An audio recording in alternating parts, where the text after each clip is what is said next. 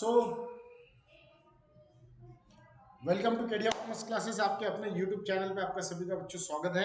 और आज हम देखने वाले हैं 12th का इकोनॉमिक्स महाराष्ट्र स्टेट बोर्ड, उसमें chapter number 3 A demand analysis. क्योंकि हमारा आज का जो चैप्टर है वो कौन सा है?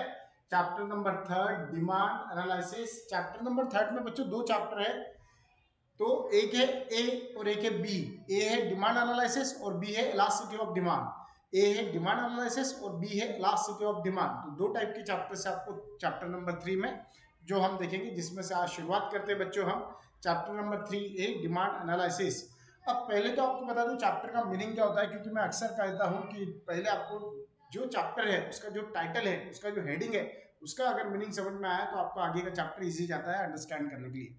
सो बच्चों, डिमांड का मतलब होता है मांगनी यानी कोई चीज अगर हम परचेस कर रहे हैं, खरीद रहे हैं, और जो चीज के बारे में हमें ऐसी इच्छा, भैया ये चीज हमने लेना चाहिए, तो उसको बोले जाएगा डिमांड। एनालिसिस करना, उसकी रचना करना, उसको देखना, उसको एग्जामाइन करना कि किसे डिमांड कहते हैं, कहाँ कैसे डिमांड होती है, डिमांड कब कम होती है, कब ज्यादा होती है, क्यों डिमांड चेंज होती है, डिमांड कम ज्यादा क्यों होती है, कारण क्या है, कॉजेस क्या है, वो डिमांड से रिलेटेड सारी चीजें फाइंड आउट करना, that is called demand analysis. तो इस तरह से आपका जो चैप्टर है बच्चों, chapter number 3 A demand analysis, उसका ये मीनिंग होता है according to Vijay Kedia. Okay, तो let us start explain the concept of demand, कि भैया अब इसकी डिमांड की कंसेप्ट क्या है। या ठीक है, हमने डिमांड समझ लिया। बहुत से लोगों की अलग अलग चीजें, यानी बहुत से बच्चे ऐसे होते हैं जिनको डिमांड की बच्चों कंसेप्ट ही अलग समझ में आती है। किसी को लगता है डिजायर, मुझे वो चीज चाहिए, उसको सर हम डिमांड बोलेंगे। सर मैं कल वो चीज लेने जाने वाला हूं, या फिर मुझे वो चीज खरीदना है, उसको हम डिमांड बोलेंगे। या सर मैं वो चीज खरीद चुका हूं, तो उसको हम डिमांड बोलेंगे। तो ये जो भी आपके जवाब है, आपके जो क्वेश्चंस है, आपके जो भी प्रश्न है, जो भी चीजें हैं, ये सब के जवाब, सब के आंसर्स अभी आपको मिल जाएंगे। और आपको एक चीज बता दूं, तो अभी चलो स्टार्ट करते हैं। तो कंसेप्ट ऑफ डिमांड यानी डिमांड की संकल्पना क्या भैया, कंसेप्ट क्या, उसका नेचर क्या, उसका स्वरूप क्या है, वो हम देखने वाले हैं। तो चलो मीनिंग क्या दिया? Ordinarily by demand we means a desire. Normally हम क्या सोचते हैं कि भैया कोई चीज की इच्छा होना यानी डिमांड। ऑर्डिनरली यानी जनरल लैंग्वेज में आप देखो तो हम क्या सोचते हैं? हम सोचते हैं कि कोई चीज की डिजायर, क्या मुझे वो चीज चाहिए, मेरे पास BMW होना चाहिए, मेरे पास आईफोन होना चाहिए, मेरे पास ऑडी जैगुआर कार होना चाहिए, मेरे पास एप्पल का आईपैड होना चाहिए क्लासेस करने के लिए, है ना। तो ये सब आपकी डिजायर है, और आप इसको समझते हो demand. Okay, ordinarily by demand we means desire, कि हम ऐसा सोचते हैं कि भैया डिमांड किसे कहा जाता है, तो डिजायर को ऐसा हम समझते हैं। बट लेकिन उन्होंने बताया, but demand is a different from a desire. लेकिन वो कहते हैं भैया ये दोनों अलग है, डिजायर अलग है, डिमांड अलग है। सर कैसे, बताइए। तो देखो आगे, तो उन्होंने बताया the willingness to have something. उन्होंने क्या बताया? Willingness to have something can be called as desire. उन्होंने कहा कि विलिंगनेस टू समथिंग यानी हमारे पास कोई चीज होना चाहिए। मुझे भी लगता है मेरे पास ऑडी होना चाहिए, मुझे भी लगता है मेरे पास जैगुआर कार होना चाहिए, मुझे भी लगता है मेरे पास BMW होना चाहिए, मुझे भी लगता है मेरे पास DC की अवंती होना चाहिए। तो this all things is called a desire. आप क्या सोचते हो, आपको क्या चाहिए, आप भी सोच रहे हो सर इस साल तो सर मुझे अबाउट 95% चाहिए 12th के, सर 10th में तो नहीं मिले, लेकिन इस साल तो मुझे अबाउट 95 चाहिए।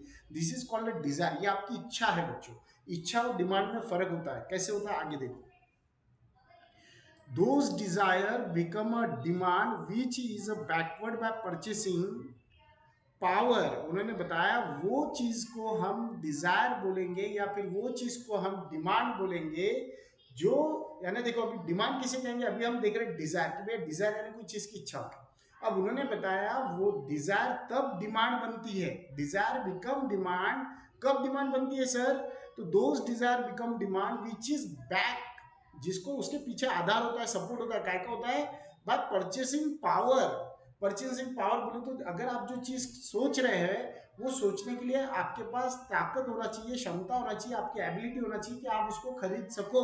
Is that clear? नहीं तो मैं सोच रहा हूँ यार मैं तो ताजमहल ले लूँ यार, अब तो यार मेरा घर ताजमहल के अंदर होना चाहिए और मैं ताजमहल में रहने जाऊंगा यार, ताजमहल ही मुझे चाहिए यार, मुझे बाकी कुछ नहीं चाहिए। अरे तो भैया ताजमहल लेने की कैपेसिटी तो होना चाहिए ना, एबिलिटी तो होना चाहिए ना।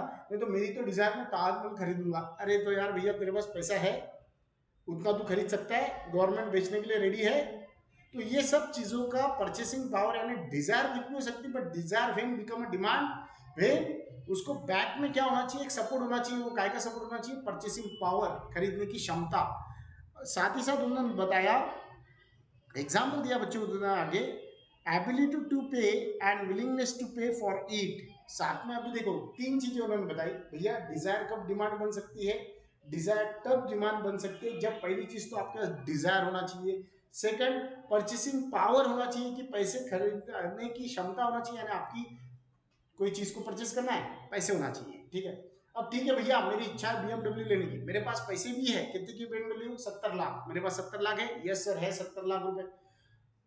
अब उसके पीछे विलिंगनेस टू बाय, मेरी इच्छा होना चाहिए खरीदने, खरीदू की या नहीं, नहीं तो कैसा, यार भैया कार कैसे दिए, लीजिए सर आइए 70 लाख की है, ओके, देखा 70 लाख तो है हमारे बैग में, लूँ कि नहीं, फिर इतनी महंगी कार लेके क्या करूँगा, कैसे करूँ, नहीं यार जान दो, ऑडी ले लेंगे, ऑडी महंगी है, फिर ये ले लेंगे वो ले लेंगे, माइंड में कंफ्यूजन शुरू है। तो उसको डिमांड नहीं बोलते, यानी सिर्फ डिजायर या परचेसिंग पावर होने से नहीं चलता, विलिंगनेस टू बाय, वो परचेसिंग जो पावर है, जो पैसे आपके पास है उसको खर्चा करने की ताकत भी आप में चाहिए।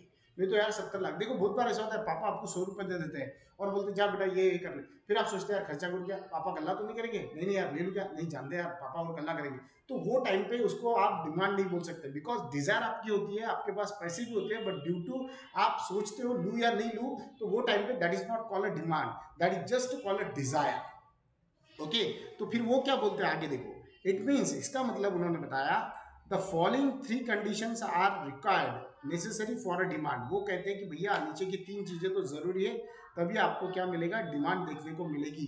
तो वो चीजें कौन सी है सर, तो demand is equal to, demand हम किसे कहेंगे, डिजायर को कहेंगे, डिजायर होना चाहिए, एक तो आपकी इच्छा होना चाहिए कि यार मुझे वो चीज खरीदना है, इच्छा, अगर इच्छा ही नहीं है कोई जबरदस्त दे रहा है उसको डिमांड नहीं बोलेंगे, आपकी डिजायर होना चाहिए खुद की। अब डिजायर है भैया, फिर क्या होना चाहिए, परचेसिंग पावर और एबिलिटी टू पे, यानी आपकी एबिलिटी, आपकी क्षमता, आपकी कुवत, आपकी ताकत होना चाहिए कि आप उसको उतना पैसा दे सको, एंड साथ ही साथ दिया विलिंगनेस टू बाय, और उन्होंने क्या बताया, विलिंगनेस टू बाय का मतलब होता है, विलिंगनेस टू बाय या फिर विलिंगनेस टू पे का मतलब होता है कि आपकी वो पैसे खर्चा करने की तैयारी भी होना चाहिए, नहीं तो इच्छा है पैसा है लेकिन पैसे खर्चा करने की तैयारी नहीं है, नहीं यार मैं खर्चा नहीं करता, नहीं नहीं जानते, नहीं यार कर लेता, नहीं करता, कंफ्यूजन में आप जियोगे तो जिंदगी कंफ्यूजन में ही जाएंगी बच्चों। तो इसलिए उन्होंने बताया कि डिमांड हम तब बोल सकते हैं, डिजायर होना चाहिए, परचेसिंग पावर या फिर एबिलिटी टू पे होना चाहिए, और साथ ही साथ विलिंगनेस टू पे होना चाहिए, यानी इच्छा पूर्ण करने की शक्ति यानी पैसा, और फिर वो दोनों चीजें हैं तो आपके पास वो पैसे खर्चे करने की तैयारी होना चाहिए, तब आप उसको डिमांड बोल सकते हो। Above condition must be there to create a demand, अगर ये तीनों कंडीशन है तो डिमांड है, अगर तीनों में से एक भी कंडीशन गैप है तो डिमांड नहीं है बच्चों, इज दैट क्लियर। चलो आगे, अब क्वेश्चन नंबर सेकंड उन्होंने बताया, अब आपको आई होप डिमांड समझ में आ गई होंगी, अभी तक तो आप समझ रहे थे सर इच्छा है ना डिमांड क्या, नहीं बच्चों इच्छा है ना डिमांड नहीं होता है, डिमांड होती है जिसमें इच्छा होना चाहिए, पैसे होना चाहिए, पैसे आपने खर्चा भी करना चाहिए, और जब आप वो चीज खरीद लोगे तब समझ जाना उसको आप डिमांड बोलेगे कि आपने वो प्रोडक्ट की डिमांड की। ओके, अब explain the individual demand and market demand, चलो भैया हमें डिमांड तो समझ में आ गया, बट इसमें भी कुछ डिमांड के अलग अलग टाइप्स होते हैं, जिसमें दो टाइप्स है, एक इंडिविजुअल डिमांड है और एक मार्केट डिमांड। आप बोलोगे सर इंडिविजुअल डिमांड और मार्केट डिमांड क्या होती है, तो बेटा इंडिविजुअल डिमांड क्या होती है वो पहले हम पढ़ेंगे, उसके बाद में मैं समझाता हूँ। तो meaning of an individual demand October 2017 को 2 मार्क के लिए आया था। Individual demand is demand by an individual, उन्होंने बता दिया, क्लियर बता दिया कि भैया इंडिविजुअल डिमांड जो है, अगर कोई इंडिविजुअल जाता है मार्केट में और वो कोई चीज खरीदता है तो उसको इंडिविजुअल डिमांड बोलते हैं। जैसा मैं हूं, मैं मार्केट में गया, भैया वो आपने मोबाइल कैसे का दिया, भैया ने बताया भैया 10,000 रुपए, बोला ठीक है भैया कितने का, 10,000 रुपए मेरे पास, मैंने देखा भैया कितने पैसे हैं, मैंने देखा फटाफट वॉलेट निकाला, वॉलेट में से पैसे निकाला, 1 2 3 4 कौन किया भैया, ठीक है ये पैसे दिया, उसको सामने वाले को पैसे दिया, पैसे दिया, उसने क्या किया, मुझे मोबाइल दिया, तो दैट इज कॉल्ड डिजायर, इच्छा क्या थी, मोबाइल लेना है, पैसे थे मेरे पास, मैंने पैसे दिया, मोबाइल लिया, दैट इज कॉल्ड डिमांड। लेकिन किसने किया, ये इंडिविजुअल, मैंने अकेले ने मोबाइल लिया, पूरे गांव ने मिलकर मोबाइल लिया क्या, नहीं। तो इसका मतलब है अगर मैं इंडिविजुअल, मैं अकेला बंदा मार्केट में जाता हूँ, अगर मैं अकेला बंदा पैसे देता हूँ और मैं अकेला बंदा वहां से वो मेरा मोबाइल परचेस करके लेके आता हूँ, that is called individual demand. Is that clear? That is called a single demand. That is called a sole demand. ठीक है, अब आगे क्या दिया उन्होंने, आगे दिया individual demand indicate amount of a foods purchase by an individual at different prices during a given period of time. Most important, individual demand उन्होंने बताया क्या होता है, चाहे आप फूड परचेस करो या फिर मोबाइल परचेस करो, लैपटॉप परचेस करो, इलेक्ट्रिक आइटम लो, कोई भी चीज अगर आप परचेस कर रहे हो, परचेस बाय एन इंडिविजुअल, लेकिन वो इंडिविजुअल नहीं करना चाहिए। Condition number 2, different prices during a given period of time. अगर अलग अलग प्राइसेस है, आपको कौन सी प्राइस चाहिए वो प्राइस में एक तो आप बार्गेनिंग करो, भाव करो, या जो प्राइस वो बोल रहा है भैया उसमें एडजस्ट करो।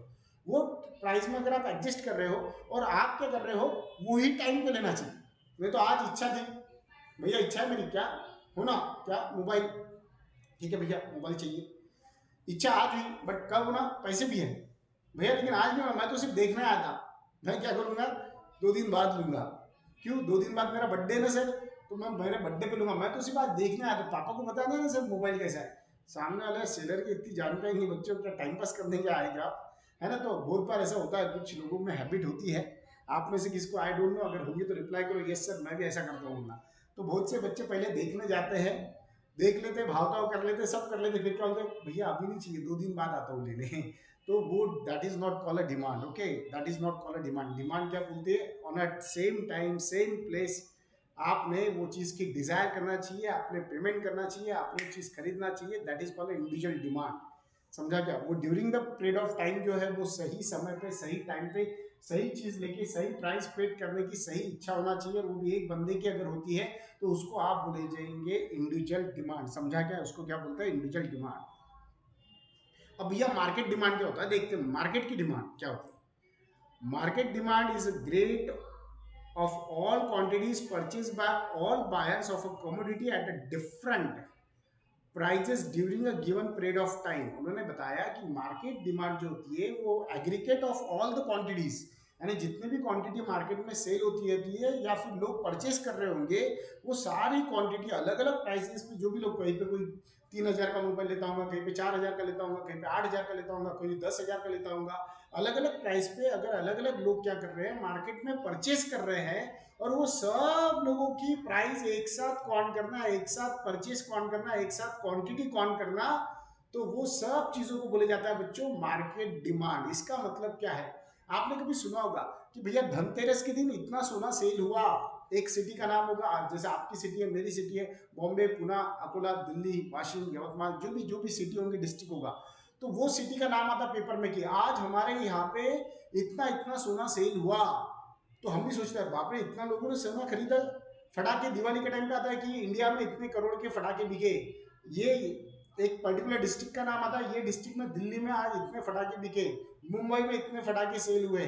तो ये जो आता है ये आंकड़ा कहाँ से आता है, तो that is called market demand. ये मार्केट के पूरा सर्वे होता है बच्चों, मैक्रो या में सीआरओ मैक्रो स्टडी होती है, सारे सेलर के जो जितने डिमांड की लोगों ने जितना उनसे परचेस किया वो सब प्लस किया जाता, और सबका प्लस करने के बाद में एक एवरेज, एक एग्रीगेट, एक सम, एक टोटल आपको एक फिगर बताई जाती है, और वो सारी figure that is called market demand. उसी को हम क्या बोलते हैं बच्चों, मार्केट डिमांड। तो आई होप आपको समझ में आया मार्केट डिमांड क्या होता है, कि जैसा मैं इंडिविजुअल हूं, मैंने मोबाइल लिया, मेरी डिमांड को इंडिविजुअल डिमांड, तो ऐसे जितने भी इंडिविजुअल वो एक टाइम पीरियड के अंदर खरीदते होंगे, परचेस करते होंगे, वो सब की टोटल प्लस करना और उसका एवरेज निकालना, that is called market demand.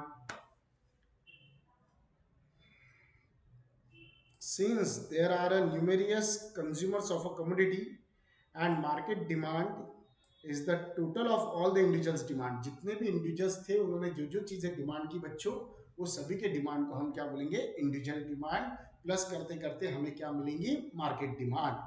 अब यहाँ पे इंडिविजुअल डिमांड शेड्यूल दे हुआ है बच्चों आपको यहाँ पे, और एक तरफ मार्केट डिमांड शेड्यूल दे हुआ है, कि इंडिविजुअल डिमांड किसे कहा जाता है और मार्केट डिमांड, ये आपको एक शेड्यूल दे हुआ है, उस शेड्यूल में एक्सप्लेन करे हुआ है, जिसको आप टेबल भी बोल सकते हैं। तो देखिए यहाँ पे इंडिविजुअल डिमांड क्या बोला, it is a tabular representation, यानी टेबल वाइज भैया हमने इसको एक्सप्लेन किया, of a commodity that it is purchase by an individual, एक इंडिविजुअल उसको खरीद रहा है at various prices in a given period of time, लेकिन टाइम पीरियड के अंदर खरीदना चाहिए, अलग अलग प्राइसेस पे। This can be explain with the help of the following individual demand schedule, और ये आपको देंगे नीचे के शेड्यूल के हिसाब से। अब यहाँ पे हम शक्कर परचेस कर रहे हैं बच्चों, मोबाइल भूल जाओ, क्या परचेस कर रहे हैं, शुगर, चीनी कम, ओके। तो 25 रुपीज के जी थी चीनी, तब हमने कितना किलो लिया, 10 किलो। जब रेट बढ़ गए 26 रुपए किलो हो गए, तब हमने 9 किलो लिया। जब 27 रुपए किलो चीनी हो गई, हमने 8 किलो लिया। जब चीनी 28 रुपये के जी होगी तब हमने 7 के जी परचेस किया, and when the sugar is 29 rupees K G, that time we purchase 6 K G, and when the K G sorry when the sugar increase 30 rupees K G, that time we purchase just 5 K जी। यानी यहाँ पे एक चीज तो समझ में आ रही कि जब शुगर की जो प्राइस थी बच्चों 25 रुपीज थी, that time we purchase 10 K G, that is the highest quantity, and जब प्राइस उसकी हाईएस्ट थी that is on 30, that time we purchase just 5 K G of sugar. इसका मतलब हमें ये चीज पता चल रही है कि जैसे शुगर की प्राइस कम थी तो परचेसिंग पावर हमारी ज्यादा थी, प्राइस ज्यादा हो गई तो परचेसिंग जो क्वांटिटी थी वो हमारी कम हो गई। बट यहाँ पे डिफरेंट प्राइजेस पे अलग अलग कंज्यूमर क्या कर रहे थे, परचेस कर रहे थे। जैसे कि अगर मैं हूँ, मैं परचेस कर रहा हूँ, मैंने 25 रुपए पे 10 किलो ले लिया, किसी ने 26 रुपए पे लिया होगा, किसी ने 30 रुपए पे लिया, तो मैं अगर अकेला मेरे लिए परचेस कर रहा हूँ तो that is called individual demand. B अगर अपने लिए कर रहा है that is called individual demand. C अगर अपने लिए कर रहा है that is called individual demand. तो अलग अलग प्राइस पे गिवन पीरियड ऑफ टाइम पे अगर अलग अलग जगह से अलग अलग लोग परचेस कर रहे हैं तो that is called individual demand. Is that clear? आगे क्या दिया उन्होंने, the above table show different quantities of a sugar purchased by an household at a different prices। अलग अलग prices पे वो बोलता है household जो person होता है वो purchase करता है। It can be observed that the less quantity of a sugar is demanded at a rising price। और ये ऊपर से हमें पता चला कि जब प्राइस ज्यादा थी तब हमने क्वांटिटी कम परचेस की, and vice versa। For example, when the price of sugar is 25 पर के जी, demand for sugar is 10 K जी। जब 25 रुपये प्राइस थी तब 10 किलो लिया बोलता हूँ, and but the 5 K G of sugar is demanded at a price of 30। लेकिन हमने 5 किलो तभी ली जब शक्कर की कीमत 30 रुपये हो गई। यानी ये चीज तो हमें भी समझ में आती है, भैया महंगा है तो कम ले और कम है तो ज्यादा ले। बट ओके, ये हमने क्या देखा, इंडिविजुअल डिमांड। अब देख तो मार्केट डिमांड क्या होता है बच्चों। तो अब मार्केट डिमांड सर किसे कहते हैं, मार्केट डिमांड की, मार्केट की डिमांड क्या होती है देखिए, it is a tabular representations of a quantity of a commodity demanded or a purchase at various prices by all, most important by all consumers in a market at a given period of time। एक समय होगा, जैसे आज का दिन पकड़ लो आप, आज मार्केट में कितने कंज्यूमर्स गए, कितने कस्टमर्स गए और उन्होंने कितनी सारी चीजें परचेस की, वो सारी चीजों का अगर आप टोटल करते हैं तो आज मार्केट में कितनी डिमांड आई ये आपको पता चलेगा। It is obtained by horizontal summations of a demand of all the individuals at various prices। उन्होंने बताया कि भैया हम क्या करते हैं, इसमें सारे जितने भी इंडिविजुअल्स होते हैं जो अपने खुद के लिए परचेस करते हैं, वो सारे इंडिविजुअल्स का परचेस हम क्या करते हैं, प्लस करते हैं, और प्लस करने के बाद में हमें क्या मिलता है, तो मार्केट डिमांड पता चलती है। This can be explain with the help of the following market demand schedule. और ये आपको जो नीचे शेड्यूल दिख रहा है उसमें से पता चल जाएगा। तो चलो ठीक है भैया, आप इसमें क्या दिया, यहाँ पे दिया उन्होंने प्राइस ऑफ शुगर पर केजी, कि भैया शक्कर की कीमत है जो किलो में दे हुआ है, 1 किलो का रेट दे हुआ है, पर केजी बोला, नहीं तो आप 2 किलो मंगोगे, ध्यान दो 25। अब यहाँ पे quantity of a sugar demanded in a KG. अब यहाँ पे क्या किया गया, शक्कर की डिमांड की गई। अब किस किस ने किया, यहाँ पे कितने कंज्यूमर बच्चों, देखो ए नाम का एक बंदा है, यहाँ पे बी नाम का है, और यहाँ पे सी नाम का है। तो ए बी सी तीन यहाँ पे कंज्यूमर्स है जो क्या कर रहे हैं, शक्कर अलग अलग टाइम पे अलग अलग परचेस करेंगे। तो जब बच्चों प्राइस क्या थी, 25 थी, ए ने कितना लिया, 10 किलो लिया, बी ने कितना लिया, 11 किलो, और इसने सी ने कितना लिया, 12 किलो, 12 के जी। 26 रुपीज जब प्राइस हुई तब क्या किया, 9 के जी लिया, और बी ने क्या किया, 10 के जी लिया, वहां पे सी ने क्या किया, 11 के जी परचेस किया। When price is right, that is 27, that time A purchased 8 kg of sugar and 9 kg B and 10 kg of sugar purchased by C। When price is rises, that is 28, that time A purchased 7 kg of sugar and B purchased 8 kg, C purchased 9 kg। When price is rise, that time A purchased 6 kg, B purchased 7 kg and C purchased 8 kg। When price is highest, that is a 30, that time A purchased 5 kg, B purchased 6 kg and C purchased 7 kg। अब ये ABC का अलग अलग देखा तो ये तो individual demand दिख रही है, लेकिन अब सर मार्केट डिमांड फिर किसे कहेंगे। अब फिर से थोड़ा सा आपको लेके जाता हूँ कि आप देखो यहाँ पे ए ने परचेस किया था 10 किलो जब 25 रुपये प्राइस थी, और बी ने परचेस किया 11 किलो, और सी ने परचेस किया 12 के जी। अगर ये तीनों की अगर हम टोटल करते हैं बच्चों, तो तीनों की टोटल कितनी आ रही है, 33 के जी, ये हमें टोटल दिख रही है। इसका मतलब है अगर तीनों कंज्यूमर की अलग अलग डिमांड अगर हम क्या करते हैं, प्लस करते हैं, तो हमें मार्केट डिमांड मिलेगी। सेम यहाँ पे भी वैसे ही है, 9 + 10 + 11 30 मिल गया, सेम 8 + 9 + 10 27। तो इस तरह से अगर आप देखते हो लास्ट वाले पे 5 + 6 + 7 तो 18। तो इस तरह से हमें पता चला कि अलग अलग प्राइजेस पे अलग अलग कंज्यूमर्स क्या करते हैं, डिमांड करते हैं, और सभी कंज्यूमर की डिमांड को अगर हम प्लस करते हैं, टोटल करते हैं, एडिशन करते हैं, तो हमें क्या मिलता है, मार्केट डिमांड। यानी अगर किसी ने पूछा कि भैया जब प्राइस शुगर की 25 रुपीज के जी थी तब मार्केट की डिमांड क्या थी, तो हम इजीली बता देंगे भैया जब शुगर की प्राइस 25 के जी थी तब मार्केट में डिमांड अच्छी थी, वो 33 के जी मार्केट में शुगर सेल हुई। तो इस तरह से हम बता सकते हैं, that is called market demand. अब नीचे क्या दिया उन्होंने, उन्होंने बताया in the above schedule there are 3 consumers of sugar, कि भैया 3 कंज्यूमर है जो शक्कर ले रहे थे, नेमली ए बी सी, और उनका जो नाम था वो क्या था बच्चों, उनका जो नाम था वो था ए बी सी। ये ए बी सी नाम के 3 बंदे थे, इन्होंने क्या किया, परचेस किया। अब चलो आगे देखते हैं इन्होंने क्या किया। इट इज क्लियर, उन्होंने बताया ये क्लियर होता है। क्या क्लियर होता है sir? It is clear from the table that the market demand for sugar is the total demand of the all the consumers. तो भैया हमने क्या किया, जितने भी मार्केट में कंज्यूमर्स थे उनकी सारी डिमांड हमने प्लस की, तो हमें मार्केट डिमांड पता चला। फॉर एग्जाम्पल एट प्राइस 25 पर के जी तो market demand is sugar is 33 K जी। उन्होंने बताया जब 25 रुपए कीमत थी सर तब हमारे मार्केट में जो डिमांड थी वो 33 के जी की थी। कैसे पता चला? तो is equal to demand of consumer A 10 K G plus demand of consumer B 11 K G plus demand of consumer C that is 12 K जी, और ये सब को ऐड किया तो हमें मार्केट डिमांड मिला। तो आई होप बच्चों यहाँ पे आपको समझ में आएगा इंडिविजुअल डिमांड और मार्केट डिमांड क्या करते हैं। इंडिविजुअल डिमांड जब एक बंदा परचेस कर रहा है अपने खुद के ओन कंजम्पशन के लिए, और उसको हम बोलेंगे इंडिविजुअल डिमांड। जब मार्केट में एक से ज्यादा बहुत सारे लोग होते हैं और जब वो लोग परचेस करते हैं और सबकी अगर हम टोटल करते ऐड करते तो जो टोटल करने के बाद में जो फिगर हमें मिलती है उसको हम मार्केट डिमांड बोलेंगे। अब ये देखा हमने, क्या देखा, individual demand and market demand. अब आगे देखेंगे हम types of demand, explain the types of demand, कि भैया क्या बात कर रहे हैं, डिमांड के भी अलग अलग प्रकार से होते हैं, टाइप्स होते हैं। सर हमने तो अभी तक यही नहीं पता था डिमांड, हम तो डिजायर को डिमांड बोल रहे थे कि हमारे हिसाब से डिजायर यानी डिमांड होता, बट अभी आपने सिखाया सर क्या होना चाहिए, डिजायर होना चाहिए, एबिलिटी टू पे, विलिंगनेस टू बाय, कि भैया इसको हम डिमांड बोलेंगे। ठीक है, अभी हमें समझ में आ गया सर कि भैया इच्छा होना चाहिए, पैसे होना चाहिए, पैसे खर्चा करने की तैयारी भी होना चाहिए, उसको डिमांड बोलते हैं। अब इंडिविजुअल डिमांड मार्केट डिमांड भी सर समझ में आ गया, लेकिन आप सर हमें तो पहले ये नहीं समझ में आया कि डिमांड के भी टाइप्स होते हैं। तो बेटा क्यों नहीं समझ में आया, देखो ना, आप देखेंगे ना डिमांड के टाइप्स होते हैं। तो कौन कौन से टाइप्स हैं? Number 1 direct demand. कौन सी डिमांड है बच्चों? Direct demand. अब भैया डायरेक्ट डिमांड क्या होती है, देखो, when a commodity or a service satisfy human want directly, its demand is called a direct demand. For example, clothes, notebook, food and grain etc. उन्होंने बताया डायरेक्ट डिमांड उसे कहते हैं जैसा अभी मुझे प्यास लगी, मैंने ली बोतल, मैंने लिया पानी और मैंने पानी पी लिया, मजा आ गया पानी।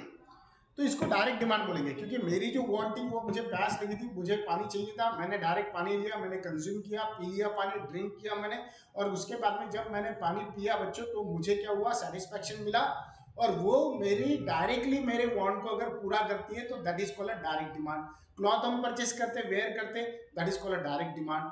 डायरेक्ट डिमांड उसे कहते हैं बच्चों जो डायरेक्टली आपकी इच्छा को पूरा करता है, उसको बोलते हैं डायरेक्ट डिमांड। जैसे आपको भूख लगी, खाना खाया, डायरेक्ट डिमांड, आपकी इच्छा पूरी हो गई। आपको अच्छे कपड़े पहनना था, आपने ड्रेस निकाला न्यू वाला, आपने पहन लिया, डायरेक्ट डिमांड। आपको नोटबुक में कुछ लिखना था, आपने नोटबुक में कुछ लिखा, डायरेक्ट डिमांड। समझा क्या? यानी जो चीज डायरेक्टली हम यूज करते हैं without any changes, that is called direct demand. Sir ये तो समझ में आ गया। कॉम्पिटिटिव डिमांड क्या होती है बच्चों? देखो, when two commodities are close substitute of each other then they have competitive demand. For example T and coffee. अब कॉम्पिटेटिव डिमांड यानी जब आप मार्केट में गए, आपने देखा चाय के रेट क्या है और कॉफी के रेट क्या है, दोनों में कॉम्पिटिशन होती है कि भैया चाय अगर सस्ती है तो हम चाय लेंगे, अगर कॉफी सस्ती है तो कॉफी लेंगे। तो जहाँ पे कॉम्पिटिशन क्रिएट होती है दो प्रोडक्ट्स में, मार्केट में, सेल में, और दोनों सब्स्टिट्यूट गुड्स होते हैं एक में को, एक तो ये या फिर ये, और ऐसे टाइम पे सब्स्टिट्यूट गुड्स जहाँ होते हैं जिनमें डिमांड में कॉम्पिटिशन होती है ड्यू टू देयर प्राइस की वजह से, और ऐसे प्रोडक्ट को कॉम्पिटिटिव डिमांड बोली जाती है। फिर कॉम्पिटिटिव डिमांड यानी क्या, टी परचेस करने जब पता चला टी के रेट बढ़ गए तो आपने कॉफी लेके आ गए, तो that is called a competitive demand. समझा? तो उन्होंने बताया when the two commodities are close substitute each other, जब दो कमोडिटी एक में को क्लोज सब्स्टिट्यूट होती है, एक तो चाय नहीं तो coffee, they then they have a competitive demand. तो उनमें कैसी डिमांड होती है? कॉम्पिटिटिव। कॉम्पिटिटिव में कॉम्पिटिशन वाली, कि कॉफी ये साल ज्यादा बिकी या चाय बिकी, इस तरह से। नेक्स्ट जो पॉइंट है बच्चों वो है drought demand. When a commodity cannot satisfy the particular want directly, but it's demanded to produce some other product, its demand is known as derived demand. For example, all factors of production like land, labor, raw material, machinery, etc. अब देखो यहाँ पे एक चीज बता दूं आपको, drought demand यानी क्या होता है बच्चों? जब कोई चीज का हमें इस्तेमाल करना है बट वो चीज हम डायरेक्टली यूज नहीं कर सकते, उस पर कुछ प्रोसेस करना पड़ता है, और प्रोसेस करने के बाद में ही हम वो चीज इस्तेमाल कर सकते हैं, उसको बोला जाता है डिराइव्ड डिमांड। और इसके लिए क्या होता है, but is demanded to produce some other product, और इसको क्या होता है, ये चीज को प्रोड्यूस करने के लिए बाकी चीजें चाहिए। जैसे बाकी चीजें क्या चाहिए, अगर पार्ले जी बिस्किट खाना है हमें, तो पार्ले बिस्किट डायरेक्ट खेत में से आया क्या? नहीं, पार्ले बिस्किट कैसे हुआ, बना कहाँ पे बना? तो आपने तो डिमांड क्या की? पार्ले बिस्किट की। लेकिन पार्ले बिस्किट के साथ में आपने बाकी चीजों की भी डिमांड की, इसको इनडायरेक्ट डिमांड भी बोलते हैं बच्चों, जिसमें आप करते हो कोई चीज, एक चीज की डिमांड, लेकिन उसके पीछे अदर चीजों की भी डिमांड ऑटोमेटिकली हो जाती है। सर नहीं समझा, फिर समझाओ। जैसा बच्चों आपने पार्ले जी बिस्किट का पूरा दिया, आपको वो होना, आपने क्या मंगा? पार्ले, आपने पार्ले मंगा, लेकिन सिर्फ आपने पार्ले नहीं मंगा, पार्ले बिस्किट बनने के पीछे क्या क्या लगा? Land, labour, capital, machineries, production, process, ये सारी चीजें लगी, और ये सबके वजह से वो बिस्किट रेडी हुआ और मार्केट में सेल हुआ। यानी कहीं ना कहीं अगर हम जितना बिस्किट की डिमांड करेंगे उतना कहीं ना कहीं प्रोडक्शन की डिमांड होगी। प्रोडक्शन करने के लिए जो फैक्टर्स ऑफ प्रोडक्शन है, लैंड, लेबर, कैपिटल, एंटरप्रेन्योर, उनकी भी कहीं ना कहीं डिमांड होगी, और अगर हमारी डिमांड कम होती है तो कहीं ना कहीं उनकी भी डिमांड कम होती है। तो इसका मतलब ये होता है बच्चों, इसको ड्राइव्ड डिमांड, इसको इनडायरेक्ट डिमांड भी बोले जाता है, जहां पे हमें पता नहीं होता है कि हम कौन सी चीज की डिमांड कर रहे हैं, हम तो कोई और चीज की डिमांड कर रहे हैं, लेकिन उसके पीछे कहीं ना कहीं बाकी चीजों की भी इनडायरेक्टली डिमांड क्रिएट होती है, and that time it is called a derived demand, यानी उसके साथ में वो बाकी डिमांड भी वहां पे आती है। कॉम्प्लीमेंट्री और जॉइंट डिमांड। अब देखो नेक्स्ट फोर्थ नंबर क्या बोलता है, व्हेन टू और more than two goods are demanded together to satisfy single want, जब हमारी एक इच्छा को पूरा करने के लिए दो या दो से ज्यादा चीजें हम इस्तेमाल करते हैं या उसकी डिमांड करते हैं, तो उसको बोले क्या? कॉम्प्लीमेंट्री और जॉइंट डिमांड। दे सेड, अब देखो आगे, they are said to have a complementary और अ जॉइंट डिमांड, उसको आप जॉइंट डिमांड या कॉम्प्लीमेंट्री डिमांड बोल सकते हैं। Example they are demand for car and petrol, pen and refill. अभी कार चाहिए तो कार वैसे चलती क्या, एक तो इलेक्ट्रिक की कार होगी तो बच्चों उसके लिए इलेक्ट्रिसिटी पावर चाहिए उसको चार्ज करने के लिए, अगर डीजल की गाड़ी होगी तो डीजल लगेगा, पेट्रोल की गाड़ी चाहिए तो पेट्रोल लगेगा। इसका मतलब है सिर्फ कार नहीं चलती, उसके साथ में आपको पेट्रोल या डीजल भी रखना पड़ेगा, डालना पड़ेगा गाड़ी में, तब कहाँ पे वो चलेगी। अगर आपको चाय पीना है तो चाय डायरेक्ट पी सकते हैं, चाय पत्ती लाए पी लिया सर, नहीं, चाय पत्ती के साथ में मिल्क, चाय के साथ चाय चाहिए तो चाय सिर्फ अकेली चाय नहीं बनती है, चाय बनाते हो तो उसके साथ में कुछ चीजें लगती है, शुगर लगेंगी, मिल्क लगेगा, गैस लगेंगी, है ना, पॉट लगेगा। तो ये हो गई उसकी डिमांड, यानी जब चाय बनाना है तो डायरेक्टली चाय नहीं बनती है बच्चों, उसके साथ में बाकी चीजों की भी डिमांड होती है। घर में दूध नहीं रहा तो घर वाले बोलते थे भैया चाय नहीं बन सकती, क्यों? तो दूध नहीं है। तो इसका मतलब क्या हुआ, हमने तो टी की डिमांड की थी, चाय तो थी, लेकिन चाय बनाने के लिए उसके साथ में जो बाकी प्रोडक्ट चाहिए उसकी भी डिमांड होती है, तो that is called joint demand. एक घर अगर बनना है तो सिर्फ वीटों से काम नहीं चलता बच्चों, उसके लिए रॉड्स भी लगते हैं जिसको आप सरिया बोलते हो, वो चीज लगेगा, सीमेंट लगेगा, रेती लगती है, गिट्टी लगती है, स्टाइल लगती है, ये सब चीजें लगती है, इलेक्ट्रिशियन लगेगा, प्लम्बर लगेगा, ये सारी चीजों के साथ में डिमांड करना पड़ता है, तब तो आप एक घर बनता है बच्चों। तो उसी को बोला जाता है कॉम्प्लीमेंट्री और जॉइंट डिमांड। कंपोजिट डिमांड क्या होता है, देखो, when a commodity can satisfy more than one want, it is known to have a composite demand। जब कोई एक ही चीज एक से ज्यादा डिमांड्स पूरी करती है तो उसको क्या बोलते हैं बच्चों, कंपोजिट डिमांड। क्या बोलते हैं, कंपोजिट डिमांड, यानी एक सिंगल चीज एक से ज्यादा चीजों की डिमांड आपकी पूरी करवाती है, तो उसको बोला जाता है composite demand. For example, demand for electricity, money, water, etc. Electricity का इस्तेमाल सिर्फ हम मोबाइल चार्ज के लिए करते क्या? नहीं। वॉशिंग मशीन के लिए करते क्या? नहीं। सिर्फ घर में लाइट फैन के लिए करते क्या? नहीं। आज के डेट में बच्चों इलेक्ट्रिसिटी ये हमारी एकदम प्राइमरी चीज बन चुकी है। अगर लाइन गई तो बच्चों हम परेशान हो जाते हैं, अरे यार लाइन गई, मोबाइल चार्ज का बाकी था, टीवी नहीं देख पाया, न्यूज नहीं पता चला, सर का लेक्चर नहीं कर पाया, मोबाइल की बैटरी डाउन थी।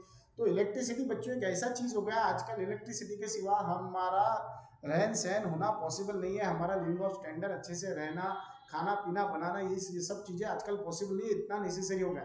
फिर इलेक्ट्रिसिटी का इस्तेमाल सिर्फ एक ही चीजों के लिए नहीं होता, बल्कि एक से ज्यादा चीजों के लिए होता। मनी का यूज हम एक ही करते क्या? बस भैया खाने पीने की चीजें खरीदते नहीं। आज पैसा है तो हम सब कुछ खरीद सकते हैं बच्चों। उसके साथ ही साथ वाटर, पानी सिर्फ पीने के लिए यूज नहीं करते बच्चों। पानी से हम आज वाटर प्रोडक्शन में, आज कोई भी चीज का प्रोडक्शन करना है तो वहां पे पानी यूज होता है।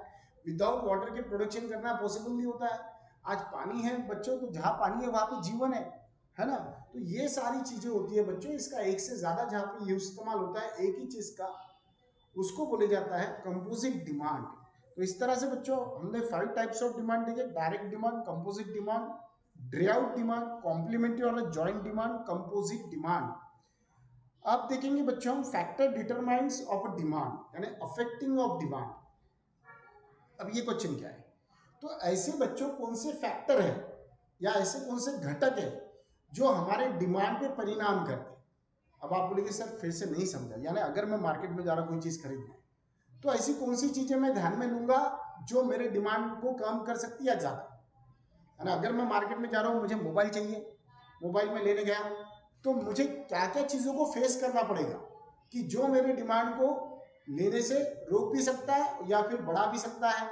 तो these all factors is called factor determinants of demand. यानी ऐसे कौन से घटक है, ऐसे कौन से फैक्टर्स है जो हमारे डिमांड को निर्धारित करते हैं, डिसाइड करते हैं कि कम लेंगे, ज्यादा लेंगे, लेंगे या नहीं लेंगे। तो वो हम देखेंगे। नंबर 1 पहला है बच्चों इसमें प्राइस। पहला क्या है बच्चों? प्राइस। देखो यहाँ पे अच्छे से ध्यान दिया करो आप लोग जब भी मैं पढ़ाता हूँ तो, बिकॉज ये जरूरी है कि आप इकोनॉमिक जो है बच्चों, ये चैप्टर ऐसा है सुनने में मजा आता है, समझाते वक्त हम लोगों को भी मजा आता है, आपको लगता है सर कितना अच्छा समझा रहे, बट जब आप प्रैक्टिकली उसको लिखोगे ना बच्चों तो याद नहीं आता है। इकोनॉमिक्स ये हमारी सोसाइटी के ऊपर है, समाज के ऊपर है, हम ये चीज़ें डेली करते हैं, देखते हैं, इसलिए ये समझने में बहुत आसान है। अरे यार ये था क्या यार, ये तो मुझे पता है सर। यस बेटा, आपको भी पता है, मुझे भी पता है, बट जब आप उसको लिखते हो ना तो वो जो एक लैंग्वेज चाहिए आपको, वो लैंग्वेज नहीं मिलती है। तो इसलिए हम क्या पढ़ रहे हैं वो थोड़ा अच्छे से ध्यान दीजिए तो आपको ज़्यादा अच्छे से समझ में आएगा। चलो ठीक, come to the point. First point है बच्चों प्राइस। अब ये प्राइस यानी क्या होती है? कीमत। Price is one of the most important factor that determine the demand. उन्होंने बताया भैया प्राइस ये पहला एक इंपॉर्टेंट इसलिए फैक्टर है क्योंकि वो आपकी डिमांड डिसाइड करता है।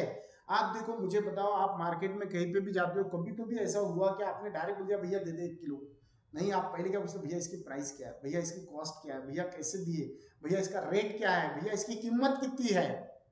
यानी सब में क्या पूछा? प्राइस। यानी इसका मतलब है आप कोई भी चीज परचेस करने के पहले उसको पूछते हो भैया प्राइस। आप मार्केट में गए मोबाइल लेने, क्योंकि गवर्नमेंट डिक्लेयर कर दिया भैया ऑनलाइन ही क्लासेस रहेंगे 2021 तक, ऑफलाइन होने के कोई चांसेस नहीं है। अब आप गए मार्केट में, मोबाइल ला लिया, मोबाइल लाया, मोबाइल लाने गए, जब उसको पूछा भैया कैसे दिया मोबाइल, उसने बोला 2 रुपए का एप्पल है। आप बोले क्या, व्हाट? वो बोले हाँ एप्पल 12 जो है सिर्फ 2 रुपए में बेटा। How you feel? अरे शॉक हो जाएंगे आप, बोलेंगे भैया मजाक तो नहीं कर रहे, कुछ भी बोल रहे भैया आप। अगर उसने 2 रुपए में आपको एप्पल 12 दे दिया बच्चों, तो आप क्या करोगे? भैया एक काम कर, जितने होंगे दे दे, ये ले मेरे पास से पैसे। मामा मौसी काका आंटी सबको फोन लगा देंगे, भैया होना क्या, मैं तेरे लिए ले लेता ले लेता ले लेता, यहाँ पे ये स्कीम चालू है, आप ले लेंगे। और वही आप अगर सादा मोबाइल भी लेने गए, जो आपने सोचा था, जो आपने ब्रांड देखा, जो देखा आप चॉइस करके चले गए थे, वहां पे लेने गए, भैया 10,000 तक का मुझे मोबाइल चाहिए, आपने सिलेक्ट कर लिया कौन सी कंपनी चाहिए, सब सिलेक्ट कर दिया, आप दुकान पे गए, उसको पूछा भैया मोबाइल चाहिए कितने का है, उसने बोला 1 करोड़। आप बोले हैं व्हाट? हाँ बेटा, सभी मोबाइल के रेट बढ़ गए, 2021 से मोबाइल पे क्लासेस हो गए, इसलिए हमने रेट बढ़ा दिए, 1 करोड़ का एक मोबाइल है, पट्टा तो ले। What happen? नहीं ले पाओगे। आप बोल के पागल दिखे हम लोग? भैया 10,000 में तो देखा था, नहीं आज तो 1 करोड़ का है। अरे भैया कुछ भी बात कर रहे हैं यार। तो प्राइस एक ऐसी चीज है बच्चों जो आपकी डिमांड को डिसाइड करती है, निर्धारित करती है, डिटरमाइन करती है कि आपने वो चीज परचेस करना चाहिए, नहीं करना चाहिए, कितनी करना चाहिए, क्वांटिटी, ये सब डिपेंड करता है प्राइस पे। तो प्राइस ये पहला फैक्टर है जो आपकी डिमांड को क्या करता है? डिसाइड करता है, निर्धारित करता है। व्हेन प्राइजेस राइजेस, जब कीमत राइज होती है, बढ़ती है, डिमांड फॉल, तो बट ऑब्वियसली डिमांड कम होती है। And on the other hand when prices fall demand rise, जब कीमत कम होती है तो ऑटोमेटिकली हम क्या करते हैं, परचेज ज्यादा करते हैं। ये हो गया पहला। सेकंड उन्होंने फैक्टर बताया इनकम, कि भैया इनकम भी एक सेकंड इंपॉर्टेंट फैक्टर है जो आपकी डिमांड को डिटरमाइन करता। कैसे करता sir? Income is yet another one important factor that affect the demand. उन्होंने बताया और दूसरा महत्वपूर्ण अगर कोई फैक्टर है तो वो है हमारी इनकम, क्योंकि हमारी इनकम कितनी है उसके ऊपर बच्चों डिपेंड करता है कि हम कितना परचेस करेंगे, कितने डिमांड करेंगे या नहीं करेंगे। देखो अब कैसे उन्होंने बताया, डिमांड डिपेंड्स अपॉन इनकम। उन्होंने बताया डिमांड जो है वो टोटली काय के ऊपर डिपेंड करती है बच्चों, इनकम के ऊपर। Of an individual in the society, जो भी सोसाइटी में आप मैं जितने भी इंडिविजुअल्स रहते हैं, चाहे सैलरी पर्सन हो या बिजनेसमैन हो, उनकी इनकम क्या है उसके ऊपर उसकी डिमांड डिपेंड करती है। Normally demand rises with increase in income of the society. अगर सोसाइटी में रहने वाले लोगों की इनकम बढ़ गई तो बट ऑब्वियसली बच्चों उनकी डिमांड बढ़ जाती है, और वही अगर उनकी इनकम नहीं बढ़ती है तो डिमांड नहीं बढ़ती है। अब आपको एक सिंपल बता दूं, एक एग्जाम्पल देता हूँ। बहुत बार ऐसा हुआ होगा, आई थिंक आपके साथ में तो हुआ होगा, नहीं हुआ होगा, बट बहुत बार बच्चों ऐसा होता है, हमारे पापा को जब दिवाली दशहरे पे अगर सैलरी पर्सन हो गए, बोनस वगैरह एरियर्स वगैरह सब मिल गया, अच्छा पेमेंट हुआ पापा का, और इंक्रीमेंट भी हो गया, 7 पे भी लग गया पापा को, और पेमेंट बहुत सारा मिल गया पापा को, पापा बोलते चलो बच्चा आज ड्रेस लेने जाएंगे। हम मस्त तो ड्रेस लेने जाते हैं ना, दिवाली के पहले ड्रेस लेने जाते हैं, और फिर पापा वहां पे जाते हैं और वो क्या पूछता है, भैया कैसे ड्रेस दिखाओ। पापा बोलते एक काम करना, अच्छे से अच्छे दिखाओ भैया, भैया रेंज चलेगी कुछ, अरे भैया रेंज का कोई टेंशन नहीं, बच्चों के पसंद आने पे अगर पसंद आ गया तो ड्रेस ले लेंगे, आप दिखाओ भैया अच्छा। तो क्या होता है, हम लेते हैं। क्यों लेते हैं? बिकॉज इनकम बात कर रही है। और वही अब थोड़ा अलग देखो, पापा को पेमेंट कम है, थोड़ा सा कम हो गया बिकॉज कोरोना था बेटा, ये साल थोड़े से प्रॉब्लम आया, बिजनेस धंधे पानी भी नहीं थे, बट दिवाली पे पापा की तो इच्छा होती है मेरे बच्चों के लिए मैं सब कुछ लूँ, और पापा फिर भी आपको लेके जाता है, चल बेटा मैं ड्रेस दिला के देता हूँ। व्हाट हैपन, जाते हैं पापा, वो पूछता भैया कैसे दिखाओ, क्या रेंज, भैया एक काम करो डेली यूज के हिसाब से अच्छे वाले दिखा दो, ज़्यादा हाई रेंज के नहीं हो ना अपने को ये हो। किसने बोला ये चीज़? वही पापा, वही हम, वही सब, वही सेलर सब। बट इनकम बच्चों बढ़ती है, बट ऑब्वियसली हम लोग परचेज ज़्यादा करते हैं। इनकम कम होती है तो वही ड्रेस जो हम दिवाली के दिन पहनने वाले, बट हम बोलते भैया नॉर्मल अच्छे एक डेली यूज के हिसाब से दिखाओ। तो that is the big difference. ये अपनी आपकी इनकम बोलती है। Is that clear? अभी मुकेश अंबानी इनकम अच्छी है, 3 करोड़ रुपए की बच्चों, उसके वाइफ ने अनीता अंबानी जो है, अनीता अंबानी, उन्होंने क्या किया था, 3 करोड़ रुपए की रंगोली निकाली थी। अब आप बोलोगे सर 3 करोड़ रुपए की रंगोली, रंगोली 3 करोड़ की, तो बच्चों रंगोली सादी रंगोली से नहीं निकाला, तो डायमंड ज्वेलरी वगैरह जो ऑर्नामेंट थे ना उनके, उससे उन्होंने रंगोली निकाली थी 3 करोड़ रुपए की। तो वो मुकेश अंबानी जी की वाइफ है अनीता अंबानी जी। दो चीज अलग है, हम लोग खुद वो वाली रंगोली निकालते हैं, तो डिपेंड करता है, उनका अलग चीज है, अपना अलग चीज है, अपने से अलग अलग चीज है ना, तो डिपेंड करता हो ना इनकम। चलो come to the point. Population, अब बच्चों मोस्ट इंपॉर्टेंट फैक्टर आता है पॉपुलेशन, कि पॉपुलेशन भी एक ऐसा चीज है जो डिमांड को डायरेक्टली अफेक्ट करता है। कैसे? And increase in a population leads to an increase in a market demand for goods and services. अगर कोई एरिया की या कोई सिटी की बच्चों पॉपुलेशन बढ़ती है, तो बट ऑब्वियसली यार पॉपुलेशन बढ़ेंगी तो उनकी डिमांड बढ़ेंगी, डिमांड बढ़ेगी, मार्केट में वो क्या करेंगे, डिमांड करेंगे। जैसे अभी फॉर एग्जांपल एज्यूम करके चलो एक आधी कॉलोनी है या एक आधी सिटी है, वो सिटी में बाहर के गांव के लोग बहुत सारे आ गए।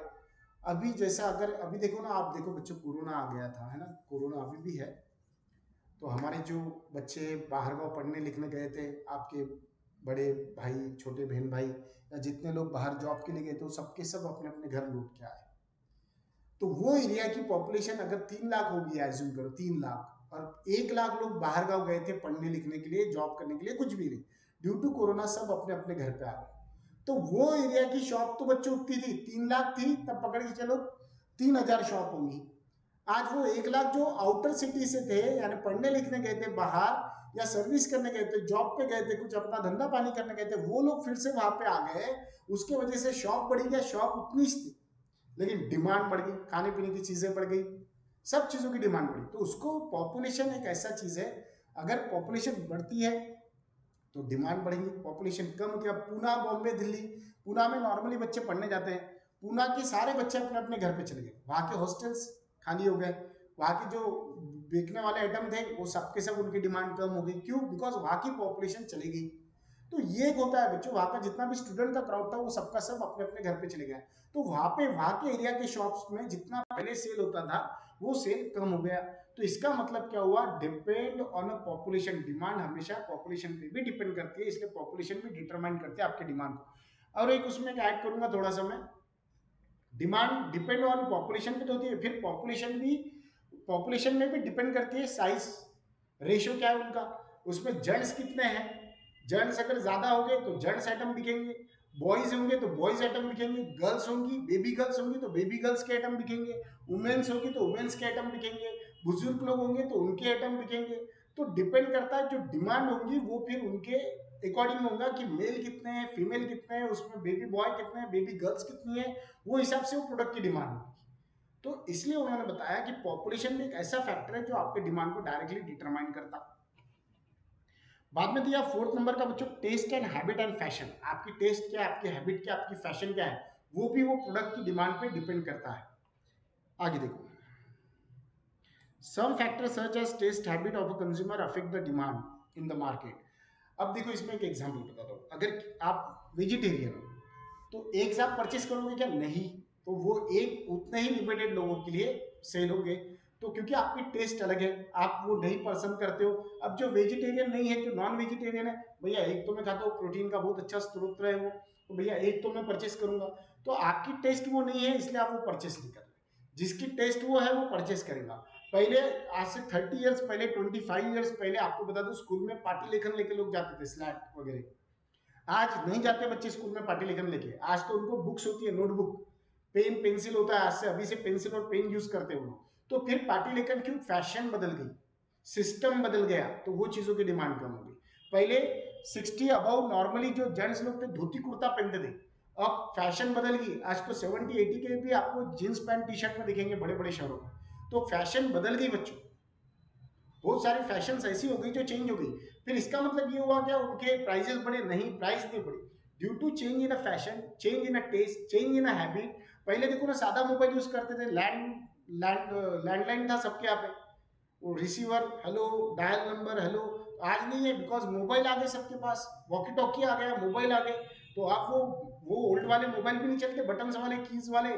और क्यों? बिकॉज फैशन चेंज हो गई, टेस्ट चेंज हो गई लोगों की, इसलिए अब डिमांड भी चेंज हो गई। तो कहीं ना कहीं टेस्ट हैबिट फैशन ये आपके डिमांड को क्या करता है? अफेक्ट करता है। Prices of substitute on complementary goods. अब उन्होंने क्या बताया कि demand changes due to the change in the prices of a substitute and complementary goods, for example demand for tea and coffee. अब उन्होंने बताया कि अगर आप कोई प्रोडक्ट की डिमांड कर रहे हो तो वो कैसे इफेक्ट करेंगी, क्योंकि उसके बाजू वाला जो प्रोडक्ट है, उसको जो सब्स्टिट्यूट प्रोडक्ट है उसकी प्राइस क्या है उसके ऊपर भी वो डिपेंड करती है। कैसे? आप मार्केट में गए, रेड लेबल चाय लेने, पता चला जो चाय की कीमत है अभी 300 रुपए किलो थी पहले, अब 600 रुपए हो गई। तो आप क्या बोलोगे? नहीं भैया आप चाय लेने को नहीं, आप अब कॉफी लोगे। क्यों कॉफी लोगे? क्योंकि वो सब्स्टिट्यूट है, आप चाय के बदले में कॉफी पी सकते हो। तो इसका मतलब क्या हुआ? आप चाय छोड़ के कॉफी की तरफ जा रहे हैं। फिर कॉफी वाले ने रेट कम किया क्या? नहीं। बट सब्स्टिट्यूट प्रोडक्ट है, एक प्रोडक्ट की प्राइस बढ़ रही है तो दूसरा प्रोडक्ट वहां पे अवेलेबल है, इसलिए आपने उसकी डिमांड की। तो डिपेंड करता है, सब्स्टिट्यूट प्रोडक्ट अवेलेबल है तो भी डिपेंड करता है, उसकी प्राइस कम ज्यादा हो रही उस पर भी डिपेंड करता है। कॉम्प्लीमेंट्री गुड्स, अगर पेट्रोल के रेट डे बाय डे बहुत ज्यादा हाई हो रहे हैं बच्चों, तो कहीं ना कहीं हम गाड़ी वगैरह का यूज ज्यादा नहीं करेंगे। और सेकंड, हम जो नई गाड़ी परचेज करने का सोच रहे हैं वो हम परचेज भी नहीं करेंगे, फोर व्हीलर। तो क्यों नहीं करेंगे? बिकॉज पेट्रोल के रेट हाई हो रहे हैं। क्योंकि अभी कॉम्प्लीमेंट्री गुड्स कार पेट्रोल के सिवा या डीजल के सिवा तो चलने वाली नहीं है। तो इसीलिए यहाँ पे क्या हो रहा कि हम यहाँ पे कार के क्या करेंगे? डिमांड नहीं करेंगे। फिर अगर कार की डिमांड नहीं कर रहे तो इनडायरेक्टली हम कार की डिमांड नहीं कर रहे, पेट्रोल की नहीं कर रहे, डीजल की नहीं कर रहे। तो ये भी डिटरमाइन करता है आपकी डिमांड की कौन सी चीज की प्राइस बढ़ी, कौन सी चीज की प्राइस कम हुई। उसका इफेक्ट आप जो प्रोडक्ट परचेस कर रहे हैं उस पर गिरता है। इसलिए सब्स्टिट्यूट प्रोडक्ट या कॉम्प्लीमेंट्री जो गुड्स होते हैं उनकी प्राइजेस में भी अगर चेंजेस होता है तो वो आपके डिमांड पे इफेक्ट कर सकते हैं। Distribution of income, unequal distributions of the income and the wealth will lead to least demand for goods and services. That is example, that is depend upon the distribution of national income and the wealth. अब distribution of income बोले तो कैसे लोगों को कितना payment या income होती है, एंड अलग अलग हमारे जो नेशन है इसमें अलग अलग टाइप के लोग हैं, कुछ प्रोफेशनल लोग हैं, कुछ सैलरी पर्सन है, कुछ बिजनेसमैन है, उसके ऊपर भी डिमांड डिपेंड करती है। अभी अगर प्रोफेशनल लोग देखें कि उनकी इंजीनियर डॉक्टर उनकी इनकम अच्छी होती है, तो वो लोग क्या करते हैं बच्चों, ज्यादा पैसा खर्चा करते हैं, डिमांड ज्यादा करते हैं। अगर अभी देखें ड्यू टू कोरोना की वजह से जितने भी कोचिंग क्लासेस वाले हैं या फिर जो टीचर्स लोग हैं स्कूलों में जो पढ़ाते थे, कॉलेजेस में जो टेम्पररी थे, परमानेंट नहीं थे, उनको पेमेंट नहीं मिला क्योंकि गवर्नमेंट ने बंद रखा था। बंद रखने की वजह से बहुत सारे लोगों की इनकम कम हो गई, इनकम कम होने की वजह से भी बच्चों को प्रॉब्लम फेस करना पड़ा। अब कुछ बिजनेसमैन ऐसे थे जिसमें बिजनेस में अगर कुछ छोटी मोटी दुकानें देखे जाए तो वो बंद थी बच्चों, क्योंकि नहीं चली, गवर्नमेंट उसको खोलने का आदेश नहीं दिया था। वही जो नेसेसरी प्रोडक्ट थे जिसमें ग्लोसरी, किराना शॉप थी, उन मेडिकल शॉप थी, ये इतना सेल हुआ, इतना सेल हुआ कि जितना अभी तक 2-3 साल में सेल नहीं हुआ होगा वो ये 6 महीने 4 महीने में सेल हुआ था। क्यों? क्योंकि गवर्नमेंट ने बोल दिया था भैया जो नेसेसरी शॉप होंगी, मेडिकल, ग्लोसरी शॉप, किराना shop, food shop, vegetable shop, ये खुली रहेंगी, बाकी कुछ नहीं रहेगा। वो भी एक समय के लिए खोला था। कितने स्पीड से बच्चों हमने सब चीजें वहां पे परचेस की कोरोना की वजह से। तो इसका मतलब है कहीं ना कहीं इनकम वो लोगों की एकदम ज्यादा हो गई जो किराना शॉप्स वाले थे, जो माल अभी तक नहीं बेचा वो बेच दिया उन लोगों ने। मेडिकल वालों की इनकम अच्छी हुई बिकॉज बहुत सारा पैसा कमाया, सैनिटाइजर, मास्क, ये वो सब चीजें, डिटॉल। तो इसका मतलब हुआ कुछ लोगों की इनकम वहां पे कम थी, कुछ लोगों की इनकम ज्यादा थी, और यहाँ पे अनडिस्ट्रीब्यूशन ऑफ इक्वल इनकम नहीं थी। किसी को पैसे कमाए गए, किसी के पैसे नहीं कमाए गए, किसी को पैसा ज्यादा मिला, किसी को कम हुई। और इनकम अगर प्रॉपरली सोसाइटीज में डिस्ट्रीब्यूट नहीं होती है, अगर सबकी अर्निंग नहीं होती, किसी कुछ ही लोगों की अर्निंग होती है, तो वो भी क्या करता है, डिटरमाइन करवाता है, वहां पे प्रॉब्लम आते हैं, वो फैक्टर भी क्या करते हैं, अफेक्ट करवाते हैं डिमांड को। Exception about the future price. If a consumer accepts that a fall in the prices of a commodity in the near future, they will demand a less at a present price and vice versa. It shows that the exceptions about the future price affect the demand. उन्होंने बताया कि आप future में ये सोच के चलते हो भैया प्राइस कम होगी तब हम लेंगे, तो आज अगर उसकी प्राइस कम भी है और आज आप उसको ले रहे हैं तो वो चीज भी क्या करती है, आपके डिमांड पे अफेक्ट करवाती है। जैसा कुछ लोग अभी सोच रहे हैं भैया अभी शादियां चालू हो जाएंगी तो हमें सोना परचेस करना है, लेकिन सोना 50 के नीचे तो आ ही नहीं रहा, तो अभी नहीं, जब थोड़ा सा कम होगा तब लेंगे।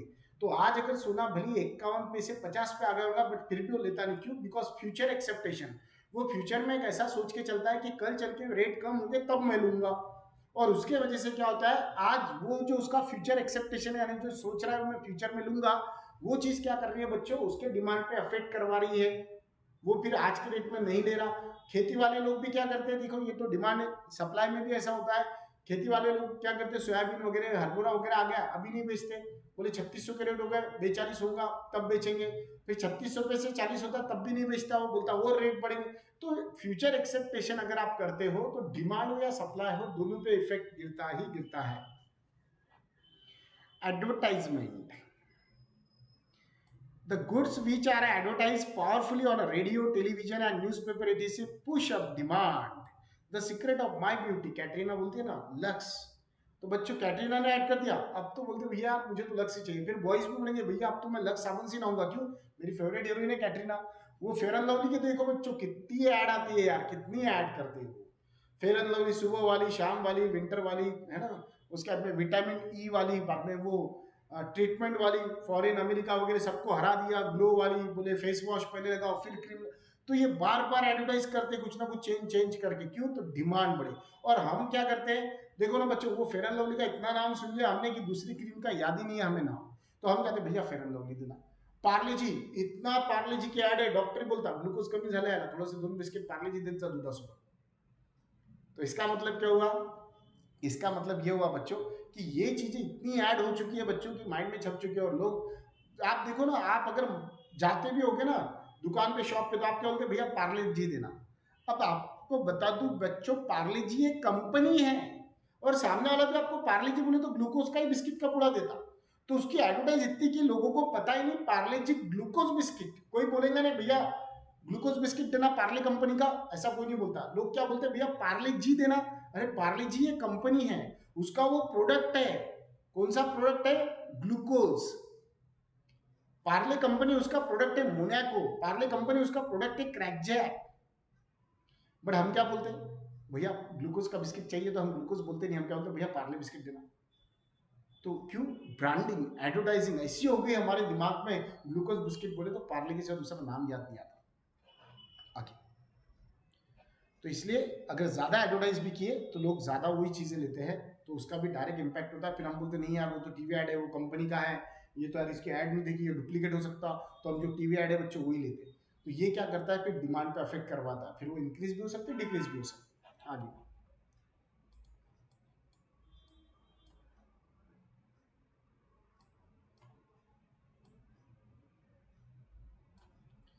Advertise is an important factor today that affect the demand, क्योंकि आज के इसमें एडवर्टाइज करना जरूरी है। एडवर्टाइज से बच्चों अवेयरनेस भी क्रिएट होता है, लोगों में पता भी चलता है प्राइजेस क्या है क्या नहीं है, कितनी क्वांटिटी है, और इसलिए लोग भी परचेस करते हैं। टैक्सेशन पॉलिसी, अब गवर्नमेंट अगर टैक्सेस लगाती है तो वो तो सब में बड़ा इम्पैक्ट करता है बच्चों हमारे परचेसिंग पे। Government taxation policy affect the demand, हमारी जो गवर्नमेंट की टैक्सेशन पॉलिसी होती है वो हमारे डिमांड को डायरेक्टली अफेक्ट करवाती है। For example, a change in the income tax will change the consumer disposable income and their for demand. उन्होंने बताया अगर गवर्नमेंट टैक्सेस लगाती है बच्चों तो कहीं ना कहीं क्या होता है, इनकम टैक्स ज़्यादा भरना होता है। अगर अलग अलग टैक्सेस लगाती है, डायरेक्ट टैक्स, इनडायरेक्ट टैक्स, तो उसके वजह से क्या होता है बच्चों, अगर इनकम के ऊपर टैक्स लगाती है गवर्नमेंट ज़्यादा तो इनकम कम हो जाएंगी, इनकम कम हो जाएंगी तो क्या हो जाएगा, हम पैसा खर्चा कम करेंगे, यानी वही डिमांड कम होगी। अगर प्रोडक्ट के पीछे इनडायरेक्ट टैक्सेस लगाए तो प्रोडक्ट की प्राइस बढ़ जाएंगी, प्रोडक्ट की प्राइस बढ़ जाएंगी तो प्रोडक्ट की कॉस्ट बड़ी, प्राइस बढ़ गई, प्राइस बढ़ गई, हम पूछने के भैया कितने का दिया, बोले भैया 100 रुपए का, हम बोलेंगे क्यों भैया लास्ट टाइम तो 80 का था, हाँ भैया टैक्सेस बढ़ गए, गवर्नमेंट ने अब जीएसटी का जो 12% वाला रेट था वो 28% कर दिया, महंगा होगा भैया, मैं कुछ नहीं कर सकता, हम नहीं लेंगे, हम बोलेंगे नहीं यार फिर इतना महंगा तो नहीं लेना। इसका मतलब गवर्नमेंट डायरेक्ट टैक्स लगाओ या इनडायरेक्ट टैक्स लगाओ, चाहे ज्यादा किया तो डिमांड कम होती है, कम किया तो डिमांड बढ़ती है। Other factor, change in climate condition, climate condition में आपको बता दूं वेदर कंडीशन, अगर वेदर में अभी ठंडी है तो ठंडी है तो हम वुलन क्लॉथ परचेस करेंगे, गर्मी है विंटर सीजन के बाद में अगर समर सीजन आ रहा है तो समर सीजन में बच्चों हम क्या करेंगे, जो कोल्ड ड्रिंक्स वगैरह आइसक्रीम वगैरह उसकी डिमांड करेंगे, रेनी सीजन है अम्ब्रेलाज रेनकोट्स वगैरह की डिमांड करेंगे। तो डिपेंड करता है, वेदर कंडीशन भी एक ऐसा फैक्टर है जो आपकी डिमांड पे अफेक्ट करवाता है, कि वेदर कंडीशन चेंज होती है तो कहीं ना कहीं आपकी जो डिमांड करने वाले प्रोडक्ट है वो भी कम ज्यादा होते हैं। बाद में दिया ट्रेडिशन, हमारी परंपरा चाली रीति कैसे है, कुछ लोग कुछ लोगों के यहाँ पे कुछ अलग रीति रिवाज होते हैं वो हिसाब से वो डिमांड करते हैं, कुछ लोगों के यहाँ पे अलग रीति रिवाज होते हैं वो हिसाब से वो डिमांड करते हैं। एंड पॉलिटिकल, हमारी पॉलिटिकल पॉलिसी कैसी है, हमारी सोसाइटी कैसी है, समाज कैसा है, पॉलिटिक्स हमारा कैसा है, अभी कौन सी पार्टी लीडिंग पे है, वो क्या रूल्स ला रही है, कौन सी चीजें बैन कर रही है, जैसा महाराष्ट्र के अंदर थर्माकोल प्लास्टिक बैन कर दिया तो उसकी डिमांड पे अफेक्ट हो गया, समझा क्या। तो ये सब चीजें होती है बच्चों जो डायरेक्टली हमारी डिमांड को इन्फ्लुएंस करती है। तो आज हमने क्या देखा बच्चों, आज के पूरे लेक्चर में हमने देखा demand analysis, concept of demand, individual demand, market demand हमने देखा, टाइप्स ऑफ डिमांड बच्चों हमने देखा, साथ ही साथ आज देखा हमने फैक्टर डिटरमाइन द डिमांड। अब कल हम देखेंगे लॉ ऑफ डिमांड क्या होता है बच्चों, आज सिर्फ हमने डिमांड देखा, अभी तक हमने उसका लॉ नहीं देखा, डिमांड एनालिसिस में सिर्फ हमने डिमांड ही देखा, एनालिसिस नहीं देखा। ठीक है, तो बाकी हम कल कंटिन्यू करेंगे। Thank you very much, have a nice day.